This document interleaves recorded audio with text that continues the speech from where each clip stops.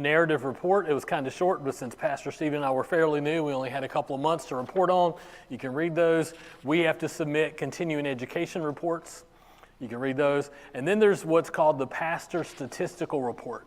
That's a list of folks who joined the church, people who died, people who transferred out, people who transferred in, people who were baptized, people who died. All that's listed there. At least we hope it's accurate. We have it as accurate as the records were kept for last year. So I think it's fairly accurate.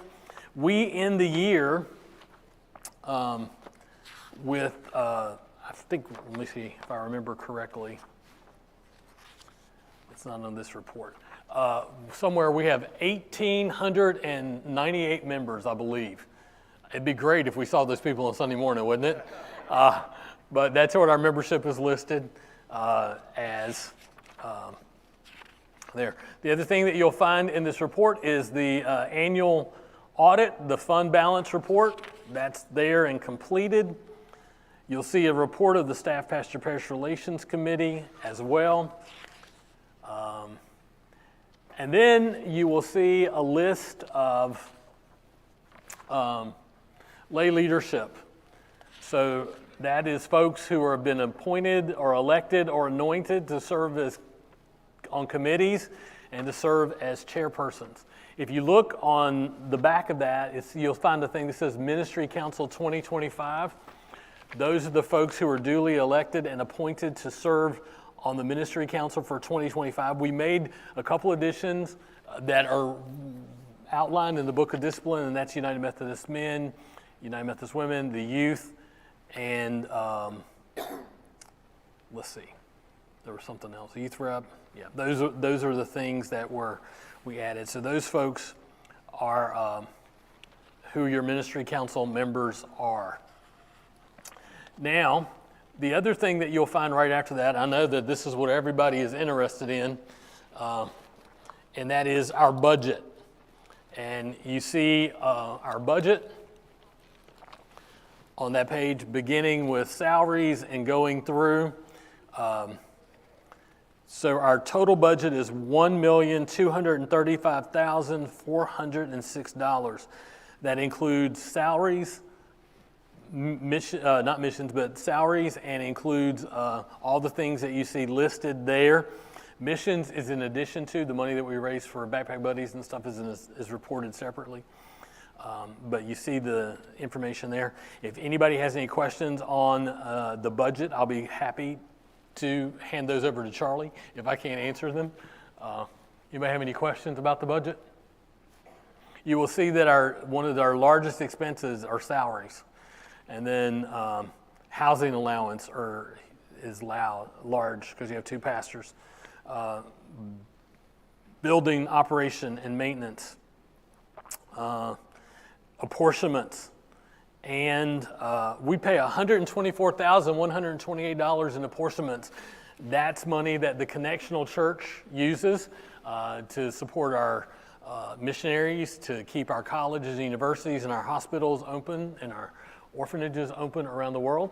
So that $124,000 is our fair share of the conference and district apportionments. So that information is there. And the $240,000 in mortgage principal and interest payments. And then all the other stuff adds up to $1,236,000 something. Put my glasses on. $235,406. Anybody have any questions on the budget? Yes, sir.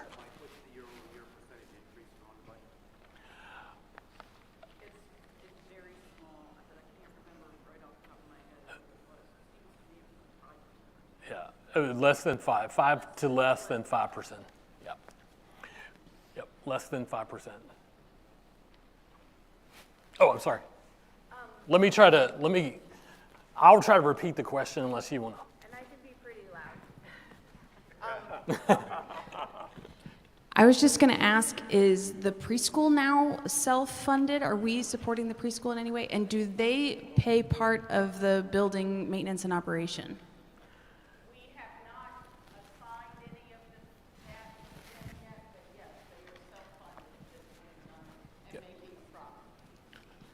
So the answer to that is self-funded and making a profit. Anybody else have a question? Somebody want to take the microphones from me so I don't have to do that? Thank you, Chris. And let me have this other one here so we have two going just in case.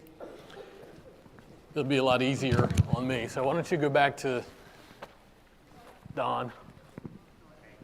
This fits in the area of maintenance. We need to spend more money, I think, on infrastructure to replace failing and falling items. That you look in room 200, a clock has not worked for a year and a half at a minimum. It just sits there like a dead soldier on the shelf now. That our main room there for the teaching room, the whiteboard, if you write a sentence on, you might not even know the sentence that's written on the whiteboard, that it's so marred up and become pretty useless. Quite frankly, since we're using 200 as one of the main teaching rooms now, it could use a whiteboard as well. It would be cost effective, as I promised, not to scotch tape everything to the walls and cause a new paint job to come into play. Also, the urinal in the men's it still is dripping water. Just out of curiosity, I see they've tried to put some nice stuff on it to keep it there, but it's still moist. So that's the type of thing I think there's opportunities. And it would make things easier for the teaching volunteers, I think, to have these operations and things actually work a little bit better. So thank you. So I would suggest that if you see things that we might not be aware of, that you send an email to the office so that we can track it. We are in the process of trying to find whiteboards. I put out a feeler to a church that shut down recently that has some fairly new ones. So I'm hoping that we're going to be the recipient of some of those so we won't have to buy them. But if not, we'll buy some. But if our sister churches have shut down and they're getting rid of stuff, let's try to take advantage of that as much as possible.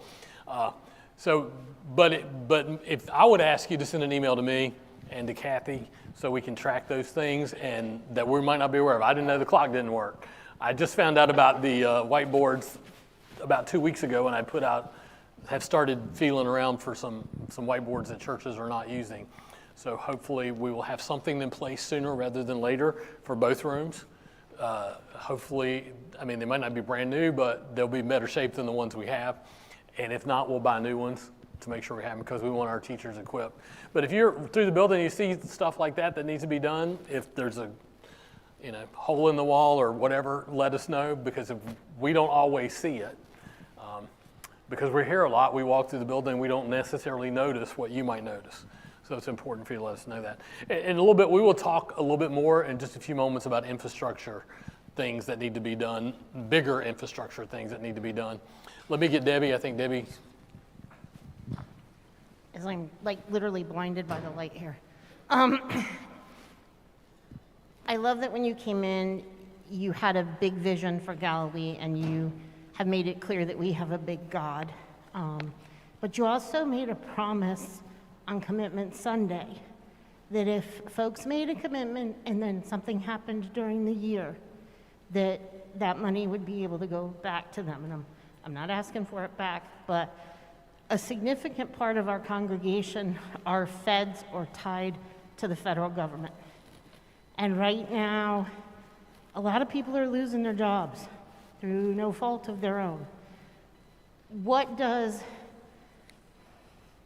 How does Galilee serve a community that is so hurting through something like that? Is there a way, could we get people who aren't feds, who work in private industry to do a resume writing workshop? Could we start to pull together resources for those in our congregation that are going to get slammed by this? Because it's going to be really tough. And the demands on things like the gift garden and Loudon Hunger Relief and others are going to get overwhelming pretty quickly. Well, let me address several things that you said there. First, I said if you make a commitment, this is what I said, if you make a commitment and you don't feel like that you've been blessed in return for that commitment, that I would return it. If you make a commitment and you're not able to fulfill that, that's up to you. I can't, it's not a legal or binding contract, so nobody's gonna come after you. But what I said was, if you make a commitment and you don't feel like God has blessed you in return for your giving, then we can talk about that. That's what I said. And in all my years of saying that, nobody has ever took me up on that. Because we can't outgive God. But I understand what Debbie's saying, because we do have a lot of government employees, and some of them may be impacted by that. Debbie, I would love for us to be doing more for our community and helping with those things. And I would love for us to find ways to do that. But we are so short-staffed that we do not have enough staff in this church to be the kind of church that you want us to be. We have part-time staff who are working more than part-time hours. The only full-time staff we have is Kathy, other than the pastors. And I don't know about you, but if you're in the office, Pastor Steve and I, there are days we're running with our heads cut off, just because of obligations that we have. And, sermon writing and worship planning and preparation. And then most churches this size, I'm just going to be honest with you, I left a church that was this size, they had 7 full-time staff members, not counting 3 pastors. So we're operating on a shoestring here. And I am a firm believer that if we're ever going to grow, we're going to have to increase our staff, because the staff that you have is already working themselves to death. And so we're going to have to increase our staff. But that doesn't take care of the problem that Debbie answered. I would love for us to find ways that we might could find people to help write resumes and offer resume writing classes. I think that's a great need, not only for government employees, but for the underemployed in our community as well. I think it'd be a great thing to do. But number one, we need volunteers who would coordinate it, people who would be here to make it happen, because we don't have the staff to do that. We just don't have the staff right now to add. I don't know how we could add one more thing on, even though I'd like to add about 15 things on. But we don't have the staff to do that, unfortunately. I do think that we need to pray about and find ways that we can increase the church staff, because I am convinced if we're going to grow, we have to have more people to help us get the work done. It's just not, and I'm not talking about administrative person who answers the phone. I'm not talking about that. I'm talking about people who have skills and knowledge and know-how to help us do community activities and things like that. And takes, Lisa's doing what she can, but again, she works X number of hours, and she's already working more than that, because she loves Galilee. But it's not, I just don't know how we can do it unless we add to the staff. Yeah, well, let me get you the microphone before you speak up. I got one over here too, Mike. Okay. I was just going to say, while we may not have the staff to do that, we've got the talent within the congregation to do those things. But unless we put it out there that we are looking to develop this program of helping with resumes, job search, those types of things. And in order to have that program work, we need volunteers. People won't volunteer if they don't know the need. So I'm just saying that I think as our pastor, deciding which programs make the most sense, and then just putting that program out and saying, this has got to be led, and I need volunteers, that puts it back onto us to do the work. Well, I am willing and ready to do that. Yes. I just am concerned that lots of times we've asked for volunteers and we haven't gotten any. If we don't volunteer, then the program doesn't go forward, and that's not because of lack of vision. Right, and that's what I want to hear people say is, if it doesn't happen, it's really not, we've asked, but we can't make additional things happen unless we have volunteers. So I'm willing to put together a statement about that and to try to secure that, because I do think it would be beneficial for government employees, but also the people who are in our neighborhood who might not have those skills. If that's something that we can help them with, then let's see if we can find ways to do it. But again, it would need to be a volunteer or 2 or 3 to come in and help make that happen. And the responsibility for that would have to be on the people who sit in the pews. Back row. I think you mentioned you're going to talk about infrastructure. I was just wondering about the budget for repairs and maintenance, building and equipment, if there were planned expenses there, or is that just an allowance for possible expenses? I think that's just an allowance for possible expenses. Is that correct? A couple of planned things, but most of it is unexpected. Yep. Anybody else have a question? Oh, over here.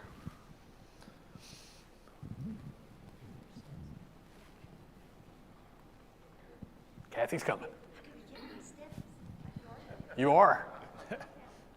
Am I correct that the apportionments that we pay are based on our role?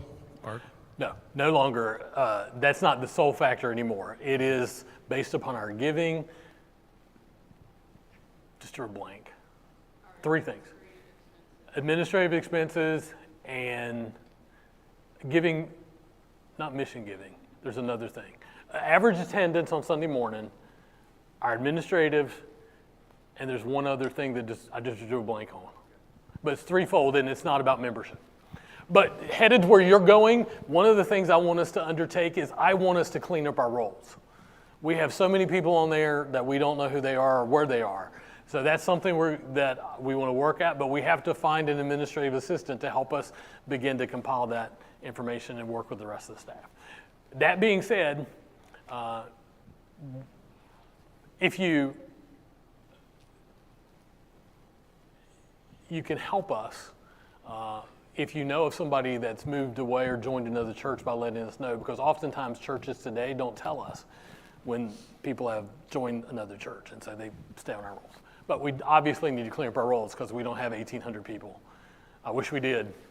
I'd take a third of that on Sunday mornings. Let's get back to that. Was another hand somewhere? Thought I saw another hand. So the other thing that I wanted to talk about really quick was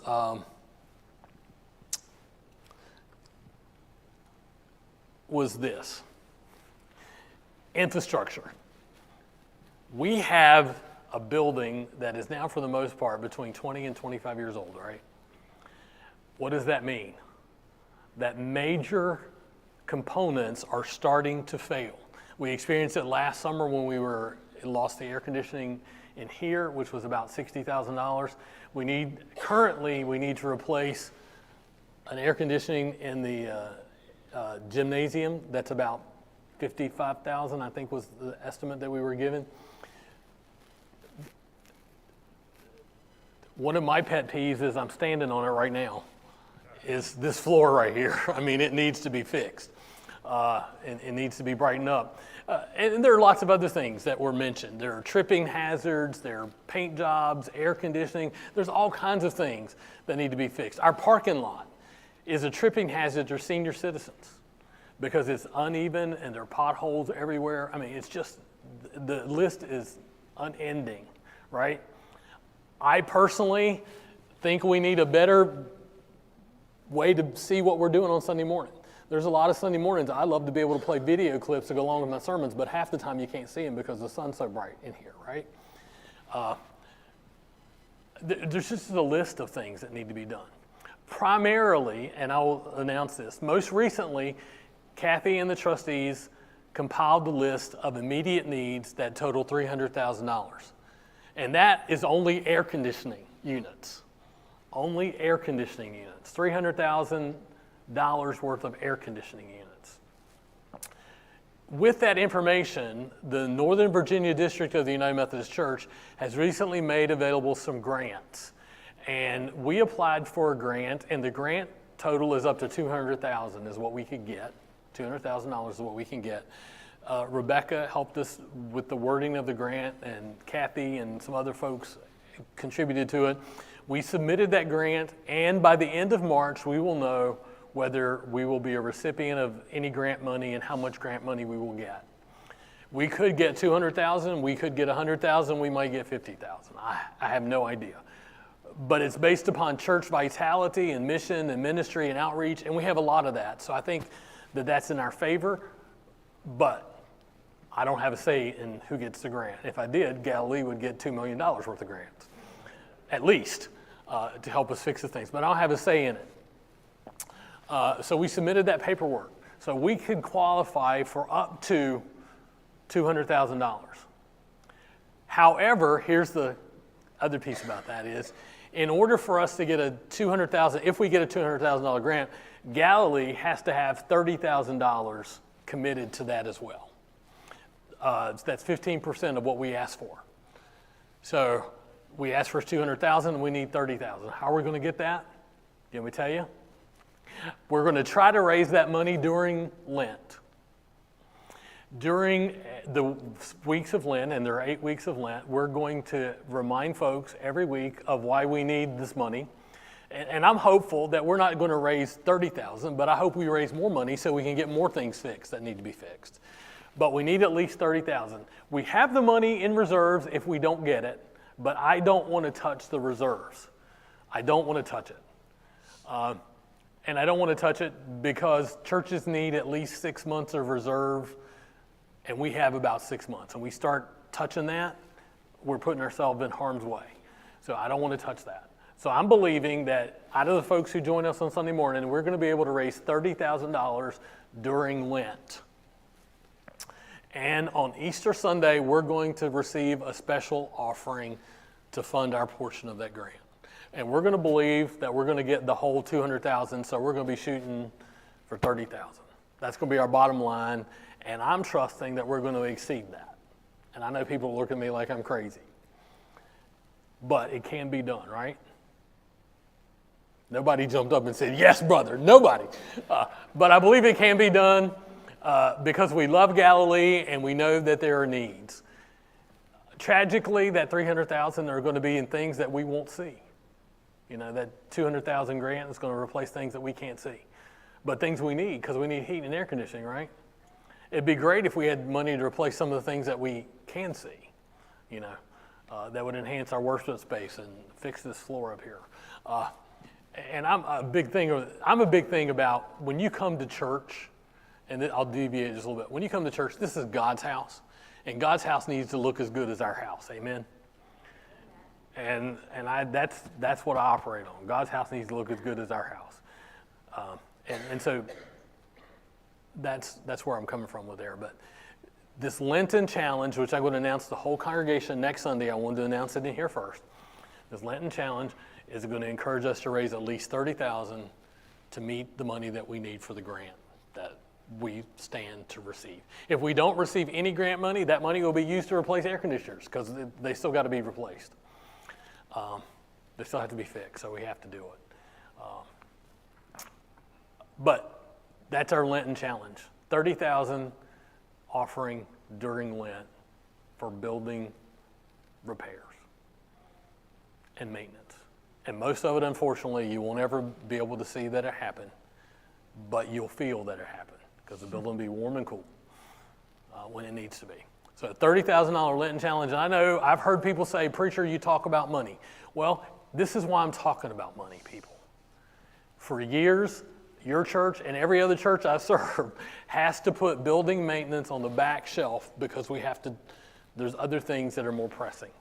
And I get it. We want to feed hungry kids. We want to do all those things. And those are great things to do. But friends, if we don't have a building that's operable, we won't be able to do those things, right?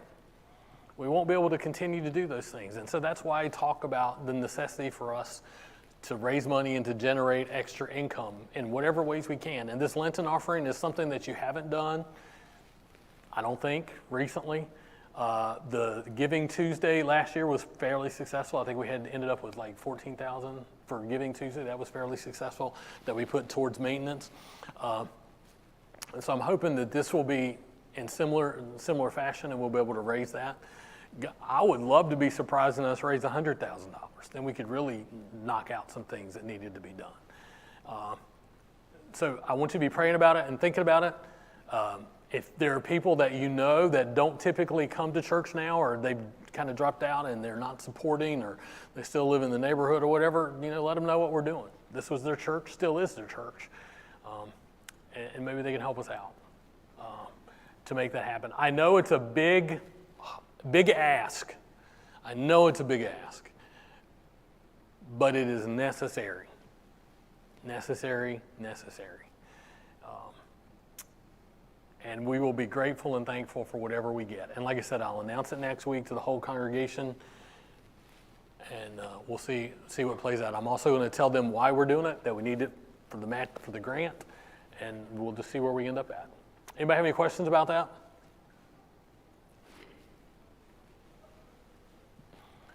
Nobody has any questions about that? Okay.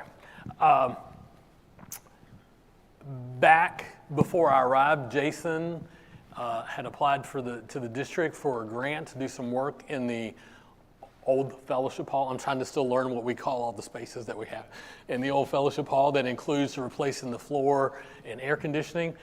That was a $75,000 grant, and we're working to make that happen. We're trying to determine if the flooring is asbestos or not. So that will be discovered recently, very soon. We'll find out what it is. So we'll figure out how we can best work on that, and then we'll be looking at putting in some air conditioning units down there.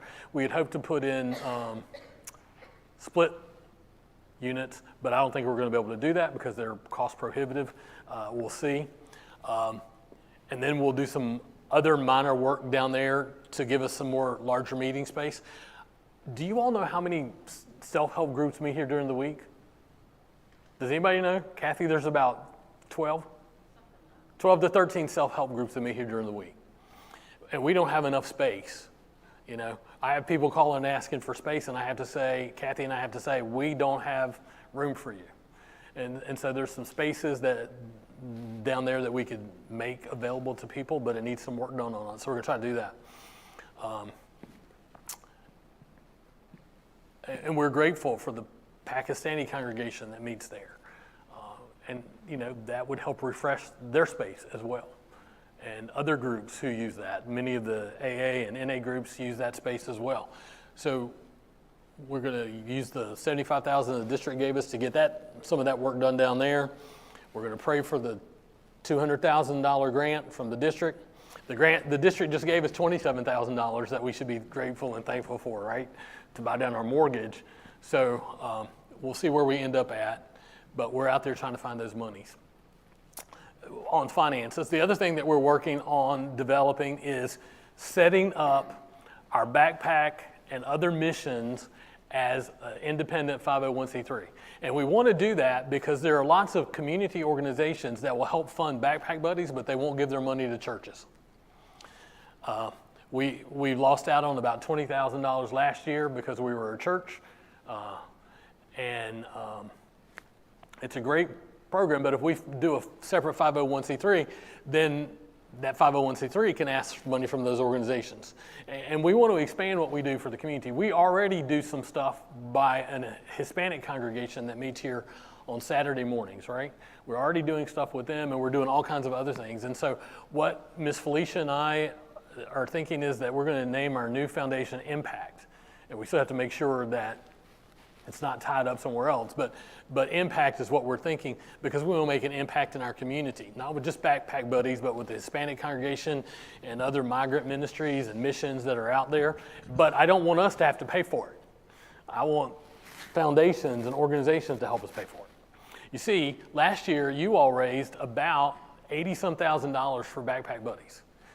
Wouldn't it be great if we had the money for Backpack Buddies coming in from somebody else and we were doing the work, and we could give that $80,000 to building maintenance, or to hire an additional staff person to help us get more things done and help us grow the church? We could redirect some of that money. So that's my push for the separate 501c3. There's a lot of grant money in Loudoun County. Loudoun County is still the richest county in America. There's a lot of grant money out there, and churches are missing out on it because we're a church. And so let's tap into that. We're grateful that Stuart has agreed to help us work on that, and some of you have already agreed to serve on the board of that, and we're just waiting for one more confirmation, I think, and then we'll be able to file the paperwork to get started. It might not happen by fall, probably not. We probably won't be up and ready by fall, but by the next grant cycle, we should be going. Now, related to building finances, let me share with you another thing that we're working on. And somebody asked about the child care center, the weekday school. So I've been speaking with Amy and the church leadership in ways that end of the building, because it's a huge end of the building, can generate more income.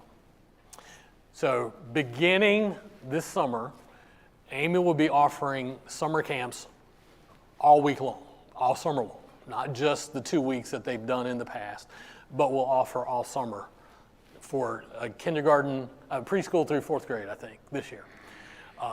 So we'll open up to more people, and actually she might be able to get it up to 12-year-olds, which is what I'm shooting for. Because if you have a 4-year-old here, you don't want to take your 12-year-old somewhere else. You want them at the same location. So we're trying to make it work, but the staffing might be an issue. So we're working on that. But I came from a church that used their weekday school to generate about $250,000 a year in income, above and beyond expenses. But that generated nearly $250,000 a year in additional income. Galilee has a whole lot of space back there that we need to capitalize on.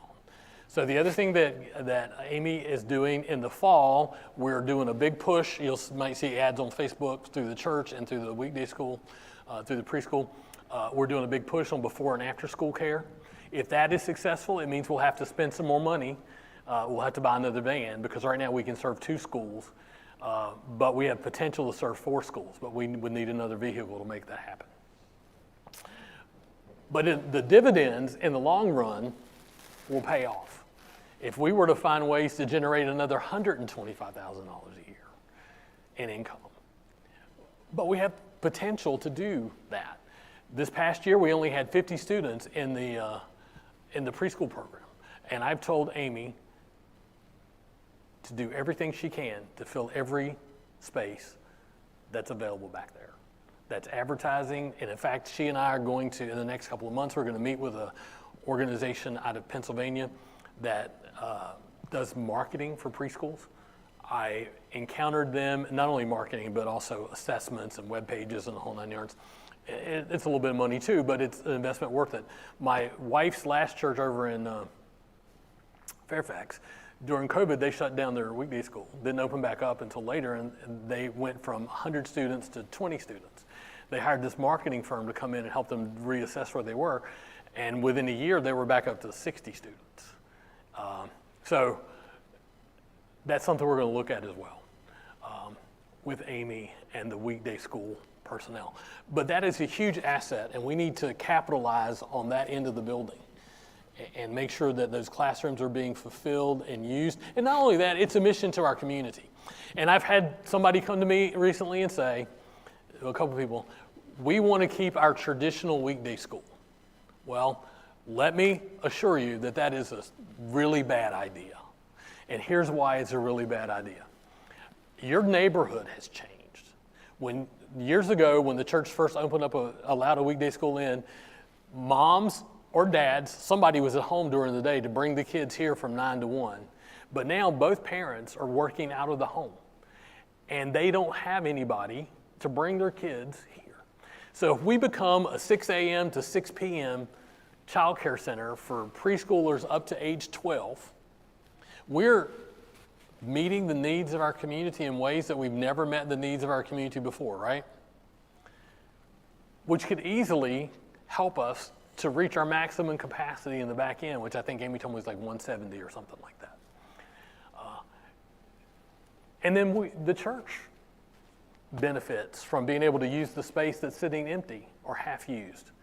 And it becomes an source of income producing things.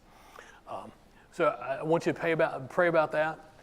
The extended summer camp will start this summer. There's a big push for more before and after school and to fill up the space that we have. And Amy and I have a timeline that in the fall of 2026 will become 6 a.m. to 6 p.m. Preschool to 12-year-old. Preschool to 12-year-old, 6 a.m. to 6 p.m. That's our goal. The other thing that Amy has just finished the paperwork for is that we'll become an organization that is able to accept government subsidies. And that's important because a lot of parents in our neighborhoods can't afford preschool or childcare, and we're not taking government subsidies now. So she just completed the paperwork the other day for that, and I'm hoping that by the fall of 25, we will be a government subsidy payment organization, which would allow us to expand and reach some of the community families who can't afford what we charge for weekday school. The other thing that Amy and I are working on is to keep the cost affordable. Number one, we own our own building, right? So it's a lot easier for us. We don't have as much overhead. And so we can be more affordable for families in our community so they're not spending all their extra income on childcare, right? they're still getting the service, they're still paying for us, and we're still benefiting, from that. Our missions and ministries are still benefiting from that, and our building maintenance is benefiting from that, but we're providing a service for the community, so I think that's important. Well, I've said a lot about that. Anybody have any questions about that? Y'all are quiet. Too quiet, maybe. I don't know.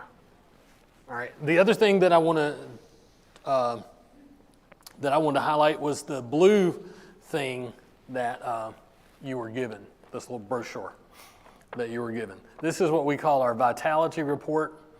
I think Chris could have found a better picture for the front, but focus on the little girls there who are. That was the day we did the baptismal thing, and that was such a great. I got to be up here and see the look of their faces when they were doing that, and so that was awesome. But it talks about our missions. 13 youth went on a hands-on mission trip this past summer. Our summer serve, youth learned about social problems in their backyard while working, sorting clothes at Mobile Hope, picking vegetables at a local farm, and more. Our partners in Costa Rica didn't need us. They didn't have work that we could physically do in 2024, so we sent $8,000 to help with roof repairs down there that we couldn't do. And we'll be going back in person this year. So that's a great thing. We also gave $3,000 to Mercy Hospital in Sierra Leone, which you all have been a part of for 25 plus years. Spiritual growth. We continue to provide meaningful Sunday morning worship services at 2 locations. Please don't forget we're one church, 2 locations. The folks at Lansdowne are not the redheaded stepchild. We don't want them to feel that way. We want them to know that they're a part of us. And not only that, but I don't know, but some of you may know this, but every Tuesday, except for the first Tuesday, I go down to Ashby Ponds as well and teach a Bible study there. And some Tuesdays we have 15, and there have been as many as 45 there for Bible study. So that's another opportunity that we're a part of. Pastor Stephen teaches Bible study at Lansdowne. They have prayer meetings at Lansdowne. So there's just so many things that are helping us grow spiritually. We continue to live stream our services, and we have people all across the state of Virginia, North Carolina, Costa Rica. I've seen folks, I forgot where another country, but I forgot what it was, that watches us fairly regularly. So those are happening in our small groups. Over 250 individuals participate in Galilee's 6 regular weekly small groups and youth programs and Bible studies that are led by your pastors. 250 a week. And that's tremendous, isn't it? I think that is absolutely tremendous. Last year, Galilee welcomed 36 new members, and 8 individuals were baptized. We're getting ready to have another new member Sunday. I think I have 4 to 6 people who are already committed in the next couple of weeks to be joining. So help us recruit. Neighbors helping neighbors. Our food pantry, we did 570 kids a week, 95,000 meals, 95,952 meals that we served to kids in our community. We provided 1,917 bags of groceries.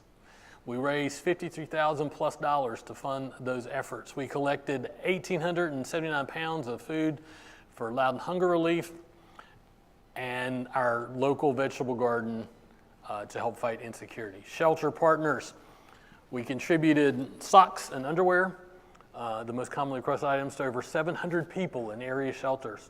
We provided more than 300 coats. This was in 2024. We applied for and got a grant to be in ministry to the immigrant community that uses our facilities. And we packed 101 backpacks with school items, pencils, paper. Remember, we're just doing that. Somebody else paid for that. We're applying for another grant this year to be able to do something similar. I don't know what we'll end up doing, but we're seeking out grants to do those. We did 40 cleaning kits and donated $9,000 to UMCOR. We're providing preschool and aftercare 5 days a week for busy families, Go and Be fellowship dinners. And the one I think that was the greatest thing since I've been here was the trunk or treat with over 1,500 people. Absolutely phenomenal. I'm saying that to tell you that the extravaganza is coming up on Palm Sunday, April the 13th. And I'm hoping that we have more people than we did for the trunk or treat. So we're going to need your help with candy and your physical bodies to be here to help us feed them, because we're going to do hot dogs and chips and snacks, and we're going to have bounce house and petting zoo and hot dogs and potato chips, right? That was on the agenda. Oh, maybe not, but that's what I thought I heard. Okay. We'll straighten out that, but that was my plan. Anyway, we'll work on that, and we'll make whatever happens. And then the Christmas market that raised $13,500 for Backpack Buddies. Thank you, ladies, for doing that. And then the breakfast with Santa. The week before breakfast with Santa, I was afraid that we were going to have like 0 people, but not 0, but less than 100. But over 300 people showed up for that. You know why they came? It was free. And there are a lot of parents and a lot of families who came to that couldn't afford to go to the mall and get their kid's picture taken. It costs $35 to get your kid's picture taken at the mall. They couldn't afford that. So we provided a service for them and provided them a picture, that they could use. So many things. The other thing, I know that everybody hates this, but our stewardship campaign for 2025, we saw a 67% increase in estimates of giving. 67% increase in estimates of giving. That doesn't mean that we were able to meet our budget, because the year before that, our estimates of giving were around 300,000. This year's estimates of giving were around 680,000. That means we're still $400,000 short in estimates of giving, but the money's coming in, so it's not a big deal. But it's helpful for us to know about where we are and that we're staying on target. And so we're going to talk more about faithful stewardship of time, talents, gifts, service, and witness. And I know everybody hates that, and I hate talking about money, but I've just shared with you why we have to talk about money, right? We have to talk about it, and nobody likes to. We received $77,000 in grants, $75,000 for work down there, $2,000 for the migrant ministry. For the first time in many years, you now have 2 full-time pastors, which you've not had in a long time, and we were able to pay 100% of our apportionments. I think that's pretty amazing. Pat yourself on the back, give yourself a big round of applause, because all that's good stuff. I don't care how you look at it, you've done wonderful, wonderful work for God's kingdom and for this community. Now, there's more work to do, right? More work to do. So, tell me, you can ask any question, and tell me what you want us to work on and what you think would be an asset for Galilee and what we need to focus on. As your pastors, your staff, and your church leadership, tell us what you want us to do and what you want us to work on. Anybody? So I can just do whatever I want to, right? Is that what you're saying? Over here's one. Look, Chris is coming down. I would just say that if there was one thing that I would ask for, and it really relates to what Deb said earlier. Show up, it looks spectacular. I mean, and that's what we want, and it looks spectacular all year long. But yes, we'll try to do that. The other thing about that is, I don't know how to get the word out there, because I hear all the time we make too many announcements. So I don't know how to get the word out there other than a web page, and a lot of people don't go to the web page, so I don't know. I'd be open to help us find ways to do that. The other thing is, Chris, what's our open rate? Do you happen to know the open rate on our weekly email? Just off the top of your head. The other thing that might be helpful is if you open your email. We send it out, but we also know a lot of people don't ever look at your email. I can tell you that there are 130 people on the prayer chain, and about 80 open the email on a consistent basis.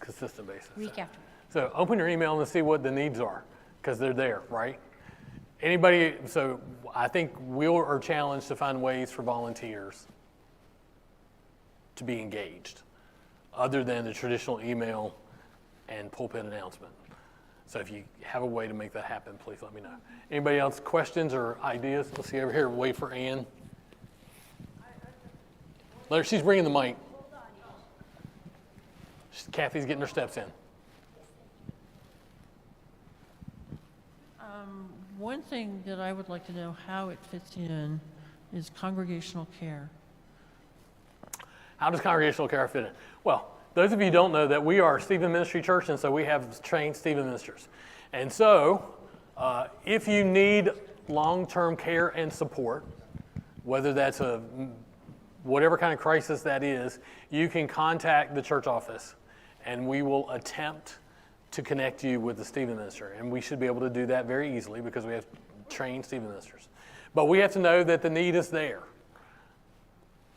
I mean, you have to tell the pastors, or you can go to Ann and tell them that you need a Stephen minister, and we'll try to accommodate you. There are lots of things that happen in the church that we don't know about.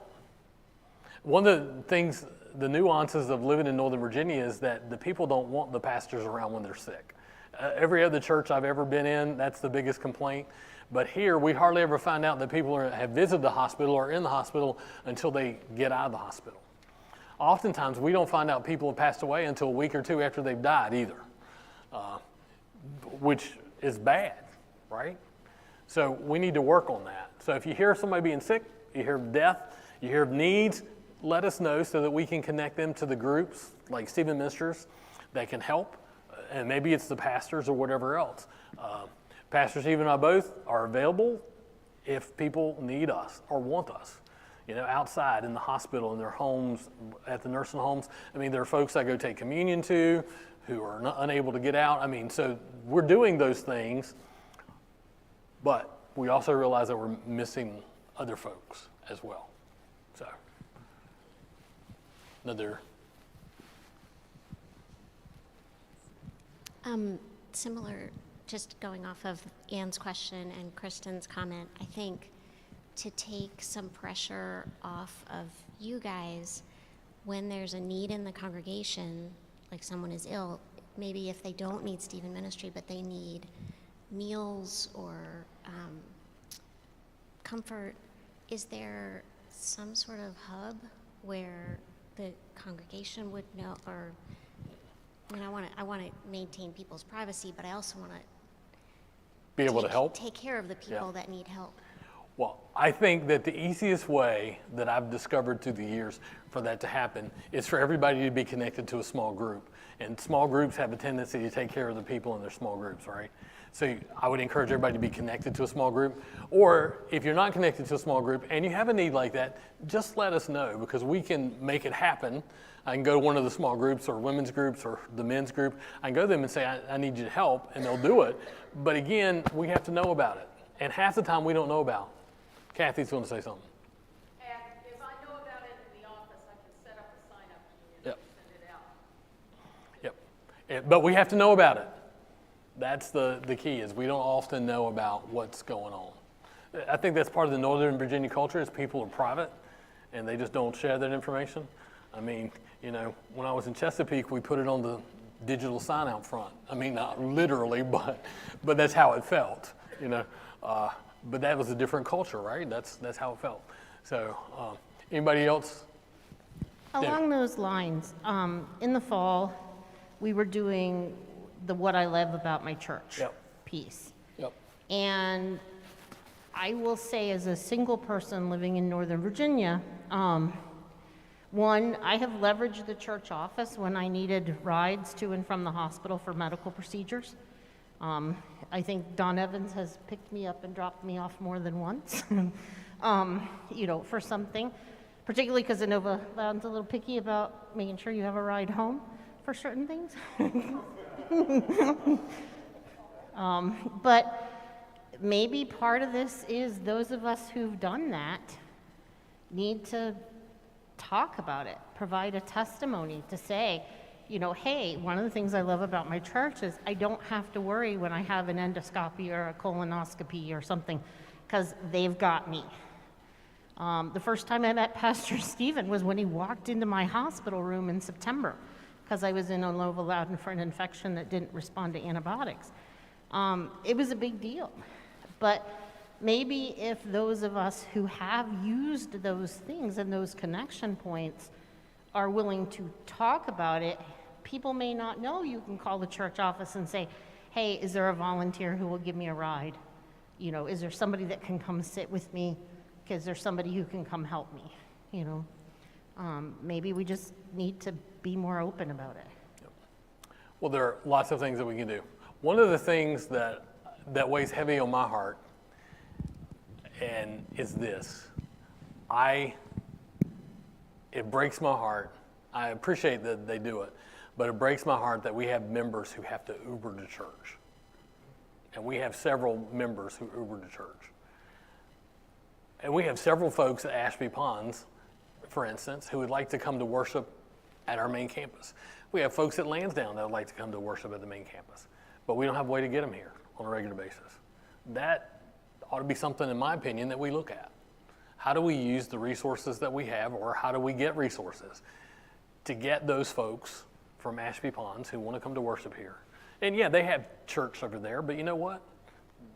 They don't feel connected to that group of people, but they feel connected to here. How do we get those folks here? How do we do the same thing at Lansdowne? Yes, we were providing on-site worship there, but you know, some Sundays they want to hear the GPP, you know, or they want to do whatever it is, you know, on the main campus. And we need to find ways to make that happen. Or we just have people in our community who don't have a vehicle, you know, and are Ubering to worship on Sunday morning. God bless them. But we need to make it easier for that to happen for them. And I don't know what the answer to that is. Maybe some of you can help me figure out what that answer is. Rebecca. Mike, if someone has heard something here this morning that they're like, you know what, I could probably be the person that would coordinate rides on Sunday morning, what should their next step be? Well, your next step should be is contact me, and we'll work towards connecting with those folks who are Ubering and those folks at Ashby Ponds who might want to come to the main site, or the folks at Lansdowne who might want to show up to the main site. I do think that that's something that we could easily do. I look for a day that we're bringing a busload of people from Ashby Ponds, over here, because we have enough folks over there to fill up a bus that can't drive, that don't connect with the worship gathering over there, that might connect with worship gathering here. So that'd be one step. Connect with me, and I'd like to focus on getting those folks who are Ubering here. You know, Dave.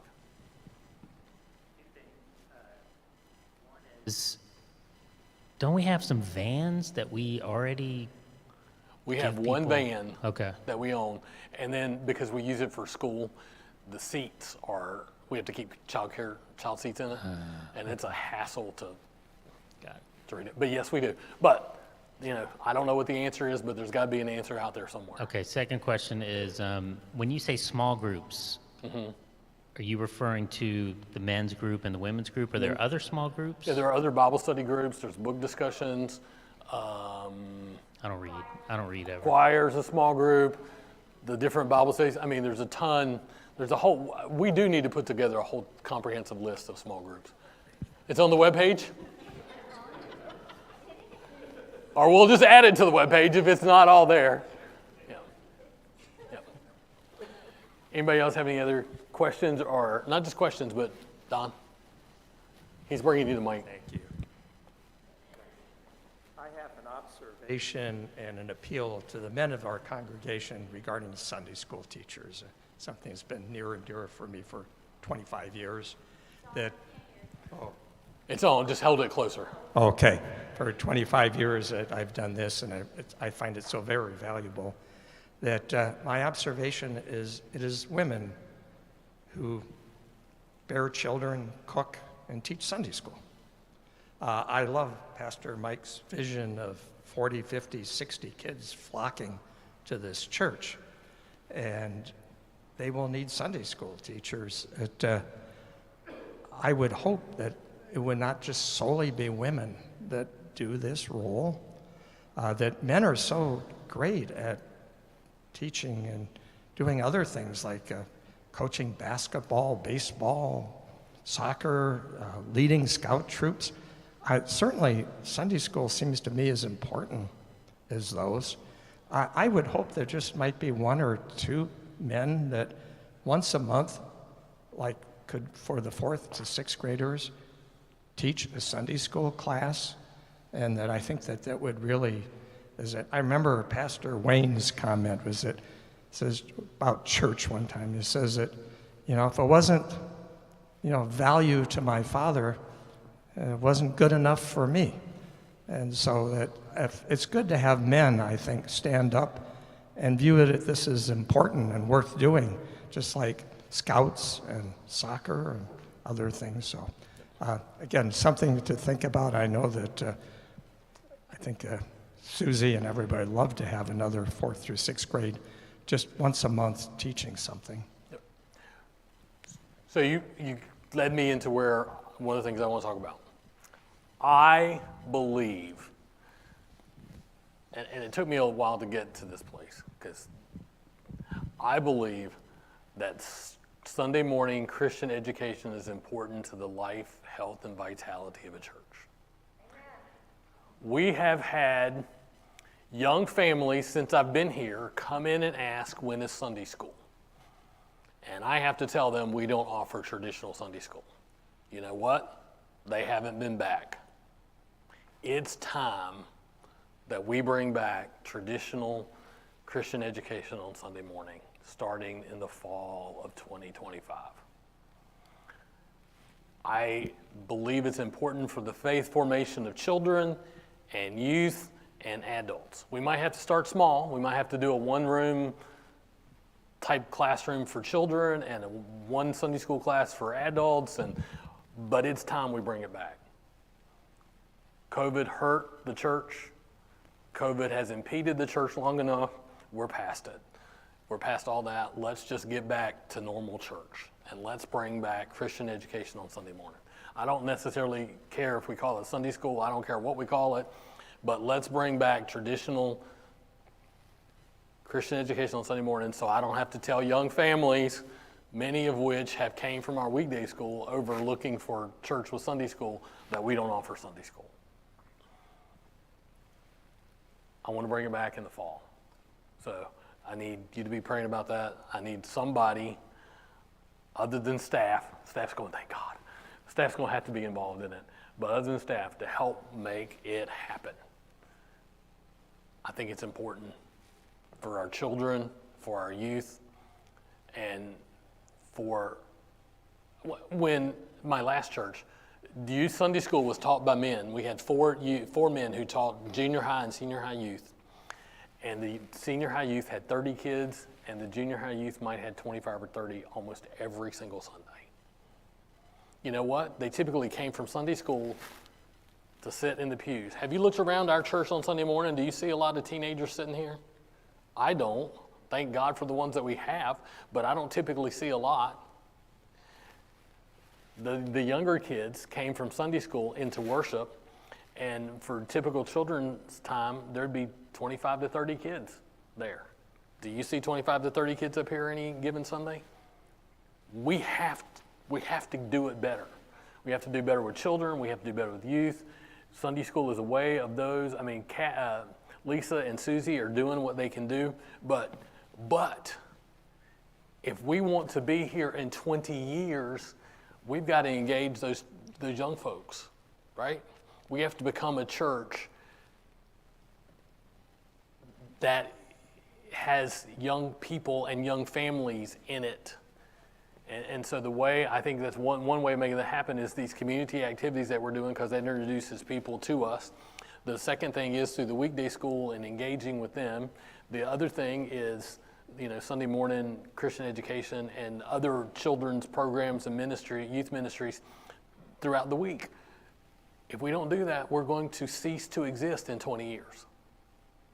Sad truth. So when we do the big events such as the trunk or treat, and we're going to do the thing on Palm Sunday, do we have a way to capture the names of these families? We did. So that way we can actually have an actual concrete physical follow-up with them, or drop something to their house and personal invitation, so we have those names to We to have. pull on. Okay. We collected names and email addresses, and we added the ones that gave them to our database.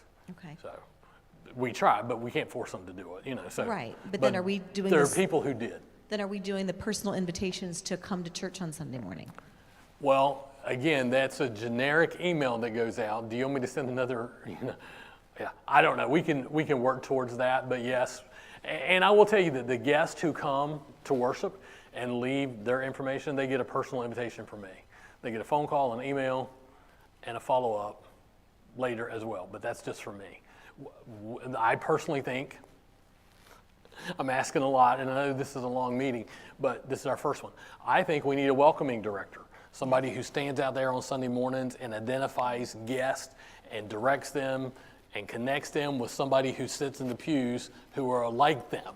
So if somebody Chris's and Carmen's age walk in, they're connected with them, or somebody with kids walk in, they're connected with Nicole, and if somebody with youth come in, they're connected with Lisa and Susie. You know, we need somebody out there doing that. We don't really have that. Let me ask you, how many guests did we have in the building this morning? Anybody know? 2, 4, 5, 7 that I could identify. Did you know we had 7 guests in the building this Sunday morning?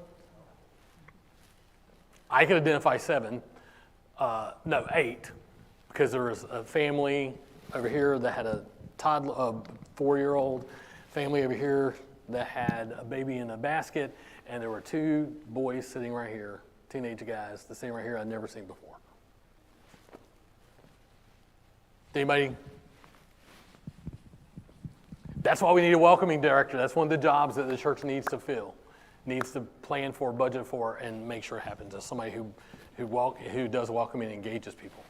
So I have a really crazy idea, and maybe this is already happening because we're kind of new to the church, but what if we have like a volunteer, what if we have a volunteer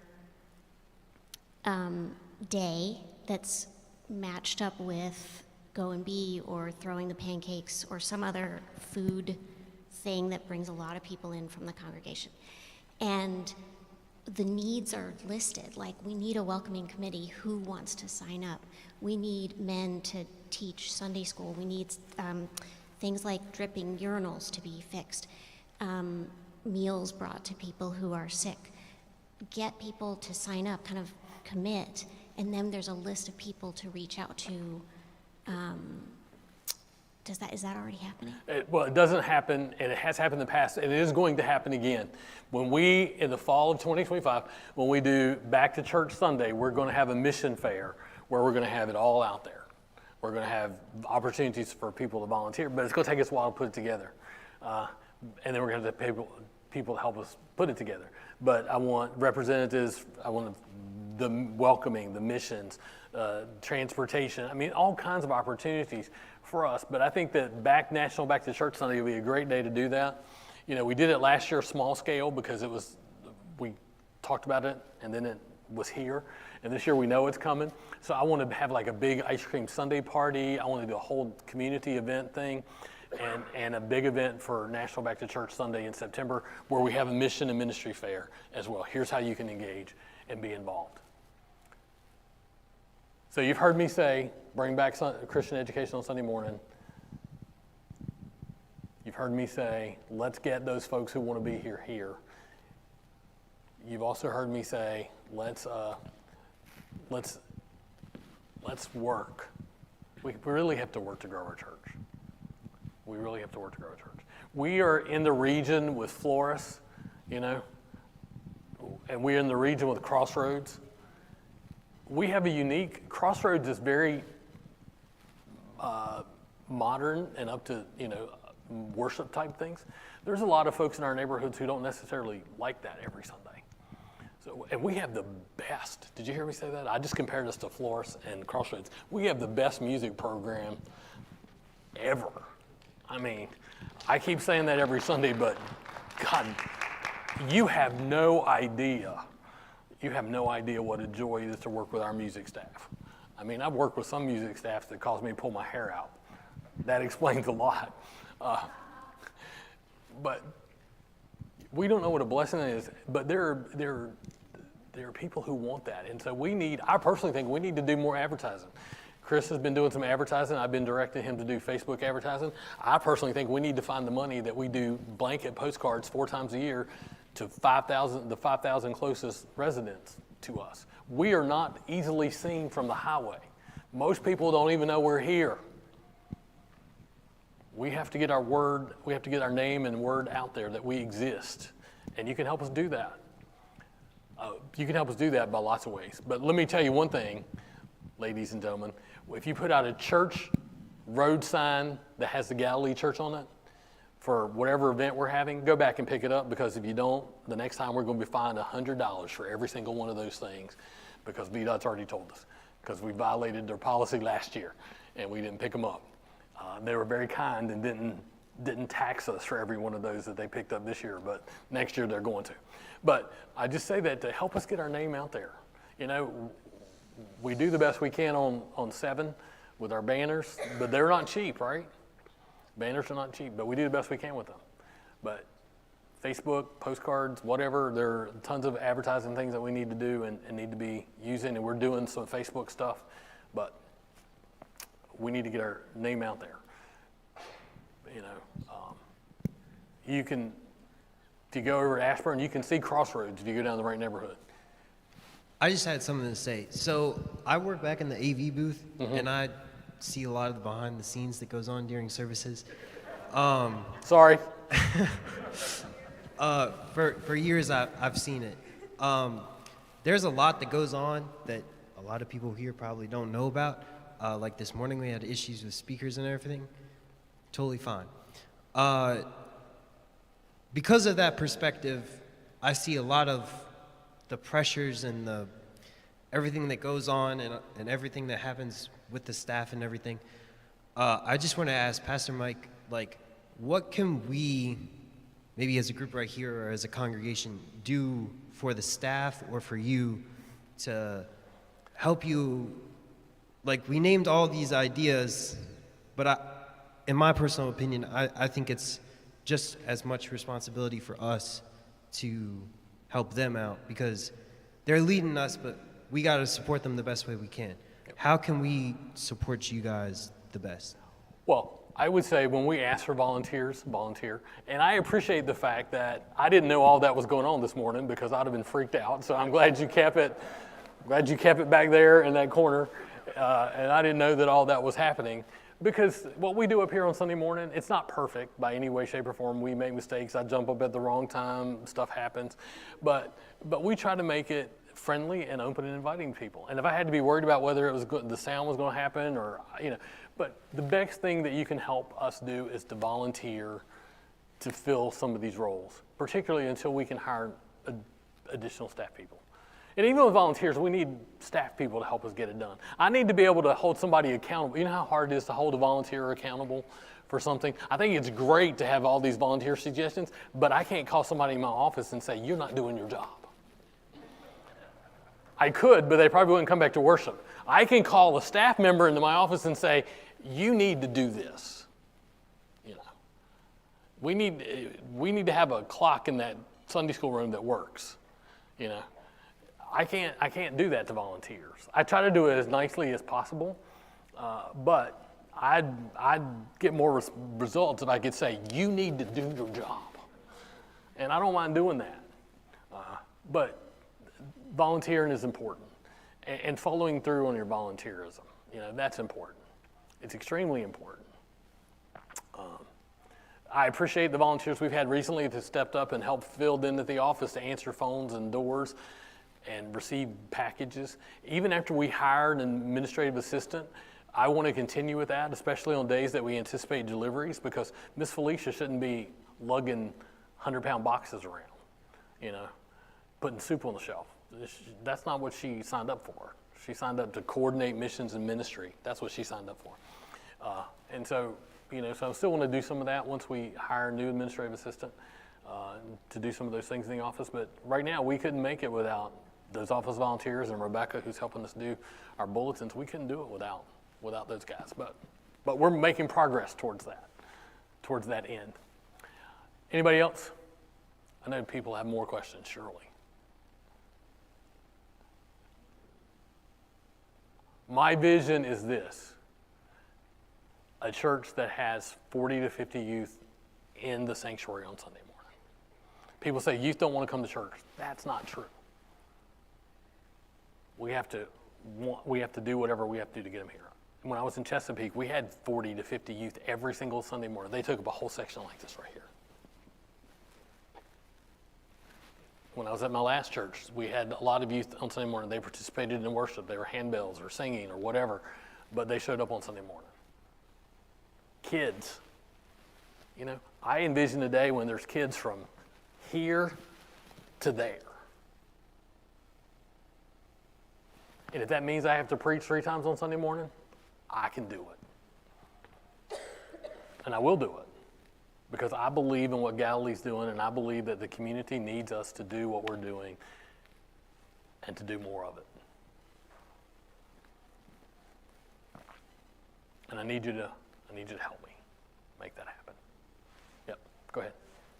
You know, when we come into church and they're doing the slideshow of what's going on, like, for 3 minutes, put up for 3 minutes, put up the volunteer stuff.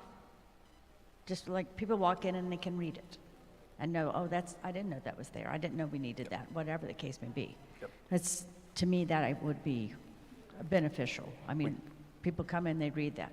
We can start doing some more of that, yes. But all on one thing, no. All on one thing. Because yeah. if it just keeps going I don't know if on. it'll fit on the list, but we'll try. Yeah. All right. Anybody else?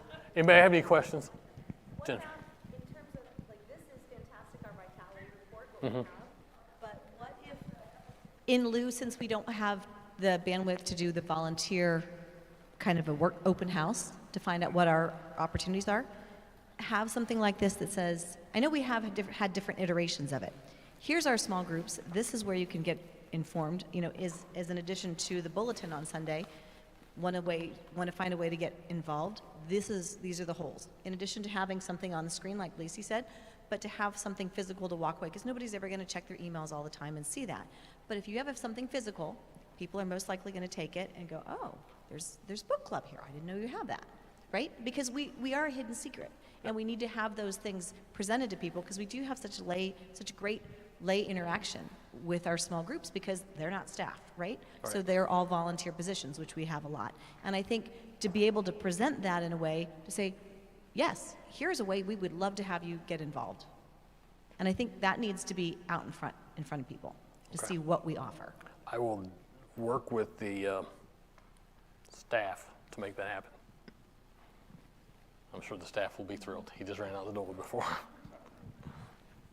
All right. Anybody else? Okay, thanks, Jen, for opening the door. This Tuesday night at 7 p.m. on Zoom, the Tuesday Night Sisterhood is starting our new book. It's called Abide by Jen Wilkins. We'll do half a chapter a week, skipping the first Tuesday of the month for those people that want to come to Go and Be. But if you're interested, email me, reach out on Facebook, whatever. We'd love to have more folks in the study. And since we're on Zoom, we can also take people, like half our study is in Florida, so we can also take anybody from anywhere at any time. Yep. All right. Anybody else have anything? Well, thank you all for staying. If there's nothing else, I hope you all know how excited I am to be your pastor and how excited Pastor Steve and I are to be a part of what you're doing. I think that we have so much potential to make an impact in our community, even a bigger impact than what we're doing right now. I want us to do it together, right? I want us to do it together, hands-on. And I want people to start talking about Galilee Church again. I want us to be. You know, in the Virginia conference, you're among the top 20 United Methodist churches in Virginia. Size-wise, salary-wise for pastors and program and ministry-wise, you're among the top 20. You're also, just to reiterate this again, you're among the top 20, but you're also the church with the least staff to make it happen, and we're still among the top 20. So that says a lot about volunteerism, but it also says if we want to get in the top 10, we need to make some other changes and adjustments. And pray about that, you know. Our staff is dedicated. I think Kathy works Monday through Sunday. And Pastor Stephen's always over at Lansdowne, and I'm over at Ashby Ponds. I'm in the office planning worship. And if you think planning worship is easy, I'll let you do it for a couple of weeks for me. Because you got to go find all that stuff that ties in together. Thank God Jordan does the music, because we'd be singing songs that would not match. But Jordan does the music, but you got to find the scriptures and the litanies and all that stuff, and you have to make it all tie together. And that's not easy. And I do district and conference stuff as well. I don't just serve here. I serve district and conference level. So my hands are here and there and everywhere. And I'm not complaining about that, because that keeps your church's name out there on the district and in the conference. But there's only so much of us. But together, we're going to make a big impact. And I'm just praying for that day when kids' time is full and youth group is full. And not only youth group, but they make it in here on Sunday mornings, Leaks has a decent crowd of youth, but a lot of them are unable to engage on Sunday mornings or whatever. So I want us to figure out how to engage those folks and new people, and to make sure that the guests who walk through our doors feel welcome, and they stay. Thank goodness Robert knows one of the new folks that's over here, so that's helped. That was a connection over here, and I'd met one of them in the back, and one of them at the trunk or treat event, and then one that'd been watching online for weeks and had been, talking, dialoguing that way. So we have a lot of folks. Let's engage them. And people ask you, why should you come to Galilee? Here's what you should say. We have the best music program. We do dynamic missions in our community. You're making a huge difference in 570 some kids every week's life. That's why you should come to Galilee. It's not about me or Stephen or anybody else that works here, but it's about those people that sit in the pews and those people that we serve in the community. That's what it's about. Anybody? Thank you to the staff. Yep.